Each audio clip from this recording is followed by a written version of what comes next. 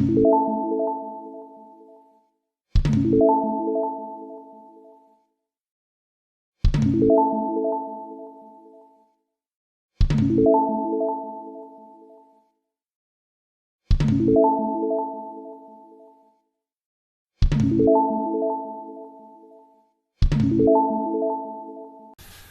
My dear friends, कैसे हैं आप लोग।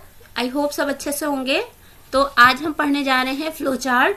इससे पहले की क्लास में मैंने एल्गोरिथम पढ़ाई है, अगर वो नहीं देखी है तो डिस्क्रिप्शन में उसका लिंक दे दूंगी, ज़रूर देख लिएगा। और उसके बिना आपको फ्लो चार्ट समझ में नहीं आएगा। ओके, तो फ्लो चार्ट क्या होता है? एल्गोरिथम जो हमने बनाई है उसी को ग्राफिक्स में प्रेजेंट करना ही फ्लो चार्ट है।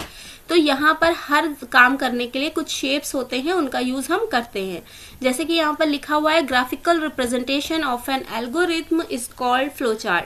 फ्लो चार्ट को ही, एल्गोरिथम को ही ग्राफिक्स में प्रेजेंट करना ही फ्लो चार्ट है। ओके, तो यहाँ पर ये बटन्स हैं। जैसे कि पहला ये शेप है, इसे ओवल बोल सकते हैं हम स्टार्ट एंड स्टॉप के लिए। जब भी हमें स्टार्ट करना हो प्रोग्राम या स्टॉप करना हो तो हम इस शेप का यूज करेंगे। उसके बाद हम कभी भी इनपुट लेते हैं या आउटपुट देते हैं। दैट मीन्स जैसे कि हम लोगों ने किया था input A, input area, input H, इस तरह का जब भी करेंगे तो वो इस शेप में करेंगे हम। और अगर हमें आउटपुट देना हो, आउटपुट यानी कि हमने किया था प्रिंट सी या प्रिंट एरिया या प्रिंट टोटल, इस तरह का कुछ करना हो तो हम करेंगे इस वाले शेप में। ओके, उसके अलावा ये हमारा प्रोसेस है, यानी कि कोई भी प्रोसेसिंग का वर्क होगा। जैसे हमने किया था C is equal A plus B, area is equal height into width, इस तरह की चीजें प्रोसेस कहलाती हैं। और उस प्रोसेस को करने के लिए हम इस बॉक्स का यूज करेंगे, यानी कि रेक्टेंगल शेप का।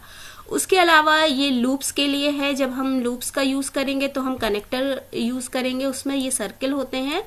और जब हम इफ कंडीशन यूज करेंगे तो हम इस तरह का डिसीजन बॉक्स यूज करेंगे। ओके, तो आगे हम इनके बारे में बात करेंगे। इन सबको जोड़ने के लिए हम फ्लो लाइंस का यूज करते हैं। फ्लो लाइंस इन सबको जोड़ती है, कनेक्ट करती है। तो ये flow lines left right up down, left right up down हो सकती हैं। ओके, तो चलिए हम इसे एक और एग्जाम्पल से समझते हैं।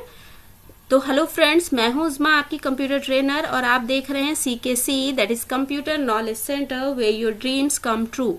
तो जैसे कि आप लोग जानते हैं, मैंने इसमें C लैंग्वेज स्टार्ट की है और आज हम लोग पढ़ रहे हैं फ्लो चार्ट। इसके बाद मैं C लैंग्वेज पर आऊंगी। आप लोग कोई भी प्रोग्रामिंग लैंग्वेज पढ़ रहे हों उससे पहले बेसिक लैंग्वेज जानना आपको ज़रूरी होता है, जैसे कि C या फिर C++। अगर आप O लेवल कर रहे हैं न्यू पैटर्न के अकॉर्डिंग तो आप पाइथन पढ़ेंगे, बट पाइथन आपको डायरेक्टली नहीं समझ में आएगी। अगर कोई और प्रोग्रामिंग आपको पहले से आती है तो ठीक है, और नहीं तो आप C ज़रूर पढ़िएगा, वो आपको काफ़ी हेल्प करेगी। ओके, तो हम देख लेते हैं एक एग्जाम्पल जो कि हम लोगों ने लास्ट एल्गोरिथम में भी देखा था, how to find sum of two numbers. उसके लिए हम लोगों ने किया था start program. Input first number into A variable था हमारा, input second number into B में हमने दूसरी वैल्यू ली थी, दूसरा हमारा वेरिएबल था। Add A and B into C के अंदर ए और बी को हमने सम किया था, ऐड किया था। और उसके बाद प्रिंट सी, और उसके बाद स्टॉप प्रोग्राम। अब इसी को ग्राफिक्स में कैसे करेंगे, ये हमारा स्टार्ट प्रोग्राम का आ जाएगा, क्योंकि स्टार्ट का मैंने बताया था। उसके बाद ये इनपुट ए है, फर्स्ट नंबर जो हमने लिया है, और उसके बाद ये हमारा इनपुट बी है जो सेकेंड नंबर हमने लिया है, और उसके बाद ये हमारा C is equal A plus B, यानी प्रोसेसिंग हो गई। ठीक है, और उसके बाद हमारा जो है वो प्रिंट हो जाएगा, यानी आउटपुट प्रिंट सी, और इसके बाद हमारा प्रोग्राम जो है वो स्टॉप हो जाएगा। ओके, तो मैंने जो आपको स्टार्टिंग में कंडीशंस बताई थी, यानी कि एस यानी कि स्टार्ट, आई यानी कि इनपुट, और पी यानी कि प्रोसेस, और ओ यानी कि आउटपुट, एंड देन स्टॉप। तो वो चीज़ें आप याद रखिएगा कि हमें ये सारे काम करने हैं, यानी पहले स्टार्ट करना है, फिर इनपुट लेना है, फिर उसको प्रोसेस करना है, फिर प्रिंट करना है, एंड देन स्टॉप करना है। ओके, अब वो डिपेंड करता है आपके क्वेश्चन के अकॉर्डिंग कि इनपुट कितने होंगे या आउटपुट कितने होंगे। ठीक है, वो आपके कम या ज़्यादा हो सकते हैं, या प्रोसेस भी ज़्यादा हो सकता है, बट वो आपको समझ के काम करना है। ओके, चलिए नेक्स्ट हम और एक क्वेश्चन देख लेते हैं, how to find area of circle. ये क्वेश्चन मैंने आपको घर के लिए दिया था, आई होप आपने सॉल्व किया होगा। इसमें हमारा जो फॉर्मूला होता है वो होता है A is equal pi R square, यानी area is equal pi R square, इसमें पाई की वैल्यू 3.14 होती है। तो यहाँ पे हमने फर्स्ट लिखा है start program input radius to R. जैसे कि मैंने आपको बताया था कि आर क्या होता है, हमारा जो सर्किल होता है उसकी एक तरह से हम परिधि बोल सकते हैं, परिधि को ही हम बोलते हैं। जैसे कि ये हमारा सर्किल है, सॉरी थोड़ा सा अच्छा सा बनाते हैं हम सर्किल, ये थोड़ा हमारा सर्किल है और इसकी ये जो बीच की बिंदु होती है वहां से जो लाइन तक जाता है ये हमारी परिधि होती है, इसे ही हम रेडियस बोलते हैं। ओके, तो रेडियस को इनपुट लेना है हमें, सिर्फ और सिर्फ एक ही इनपुट है, तो इनपुट रेडियस टू आर हमने ले लिया है, मल्टीप्लाई करेंगे 3.14 यानी पाई की वैल्यू को आर इंटू आर से। ओके, और इसके लिए हमने एक सर्किल वेरिएबल लिया है। यहाँ पर हम इसे इस तरह से भी लिख सकते हैं, circle is equal 3.14 R into R. Okay, then print circle, यानी कि सर्किल में जो भी वैल्यू होगी वो प्रिंट हो जाएगी। और उसके बाद step 5 stop program. Okay, step 1 2 3 लिखा है, तो बहुत सारी बुक्स में आपको ये भी लिखा हुआ मिलेगा, तो अगर ये भी है तो आप इस तरह से भी कर सकते हैं, स्टेप 1 2 3 लिख भी सकते हैं हम, मोस्टली लिखा जाता है। ओके, तो हम इसे ग्राफिक्स में यानी फ्लो चार्ट में कैसे देखेंगे, सबसे पहले स्टार्ट। अब क्योंकि ये शेप इस चीज का है कि प्रोग्राम स्टार्ट करना है तो हमें ज्यादा कुछ इसमें लिखने की जरूरत नहीं है। उसी तरह से यहाँ पर इनपुट रेडियस टू आर हमने लिखा है, लेकिन हमें पता है कि ये शेप इनपुट का है तो ये रेडियस इनपुट ही किया गया होगा, तो अगर इसमें से इनपुट को हटा भी दें हम तब भी कोई फर्क नहीं पड़ेगा। ओके, नेक्स्ट है हमारा प्रोसेस के लिए हमारा लिया हुआ है circle is equal 3.14 into R into R. Okay, print circle and then print stop. Okay, तो आई होप आपको ये प्रोग्राम समझ में आया होगा। इसके बाद हम और भी प्रोग्राम्स देख लेते हैं जो हमने लास्ट टाइम किए थे, उनको फ्लो चार्ट हम किस तरह से बनाएंगे। कैलकुलेट एरिया ऑफ रेक्टेंगल, हमने रेक्टेंगल आपको समझाया था कि रेक्टेंगल क्या होता है और उसको हम कैसे एल्गोरिथम उसकी बनाएंगे। जैसे यहाँ पर लिखा हुआ है start program input height into H variable में, input width into W, multiply H and W into area नाम के वेरिएबल में हाइट और विड्थ हमने इनपुट कर ली है, देन प्रिंट एरिया और देन स्टॉप प्रोग्राम। ओके, अब इसी को हम बनाएंगे तो सबसे पहले स्टार्ट प्रोग्राम का शेप आ जाएगा, उसके बाद हाइट हमने इनपुट करनी है तो इनपुट हाइट टू एच हो गया। नेक्स्ट हमारी विड्थ होगी तो input width to W and then area is equal height into width, processing box आ गया हमारा। और देन ये हमारा प्रिंट है, प्रिंट एरिया, क्योंकि एरिया के अंदर हाइट और विड्थ को मल्टीप्लाई किया था। और उसके बाद ये हमारा स्टॉप प्रोग्राम हो गया। ओके, तो इसके बाद नेक्स्ट क्वेश्चन देखते हैं। हमारा नेक्स्ट क्वेश्चन है how to calculate area of square.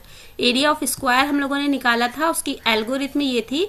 अगर आप एल्गोरिथम सामने देखकर फ्लो चार्ट कर रहे हैं तो आपको बहुत इजी लगेगा, तो आपको अच्छे से समझ में आएगा। ओके, तो यहाँ पर है start program input a side of square into S, क्योंकि स्क्वायर की चारों लाइनें बराबर होती हैं तो एक साइड हम इनपुट करेंगे तो बाकी साइड भी हमें पता चल जाएंगी, तो उसके लिए हमने साइड एक इनपुट कर ली है। फिर है हमारा multiply side with side, sides को साइड से ही मल्टीप्लाई कर देना है। और एओएस यानी एरिया ऑफ साइड्स को निकालने के लिए हमने एस इंटू एस कर दिया है और उसके बाद एरिया ऑफ साइड्स को प्रिंट करा दिया। देन स्टॉप प्रोग्राम, इसको हम इसमें कैसे करेंगे, स्टार्ट का शेप बनाया हमने, फिर input side to S, S में हमने एक साइड ले ली है, देन एओएस यानी कि area of side is equal side into side and then print AOS यानी area of sides and then stop program. Okay, next हमने एक प्रोग्राम किया था input marks of 3 subjects and print their sum and percentage. यहाँ पर हमारे पास 2 process हैं और 2 प्रिंट हैं। ओके, इसका हमें ध्यान रखना है कि 2 इनपुट हैं, 2 आउटपुट हैं एंड 2 प्रोसेसिंग बॉक्स भी होंगे। तो हम उसके लिए कर रहे हैं यहाँ पर start program input marks of Hindi into H, input marks of English into E, input marks of maths into M and then add marks of Hindi English and maths. Okay, into total variable, total नाम का एक variable है जिसमें हमने इनको total किया है। फिर हमारा कैलकुलेट परसेंटेज है जो कि हमने पी वेरिएबल में ले रखी है और इसको हमने लिखा है p is equal total into 100 divide by 300, क्योंकि जो मार्क्स लिए गए हैं वो 100 में लिए गए हैं और मैक्सिमम मार्क्स आपके 300 होंगे। अगर कभी आपके सब्जेक्ट्स में जो मार्क्स लिए हैं वो 50 में ही लिए हैं तो आप 100 की जगह 50 लिखेंगे और 300 की जगह 150 हो जाएंगे अगर 3 मार्क्स ही हैं तो। ओके, देन आपका print total and print p, then stop program. अब हम इसको यहाँ पर कैसे करेंगे, ये स्टार्ट प्रोग्राम हो गया हमारा।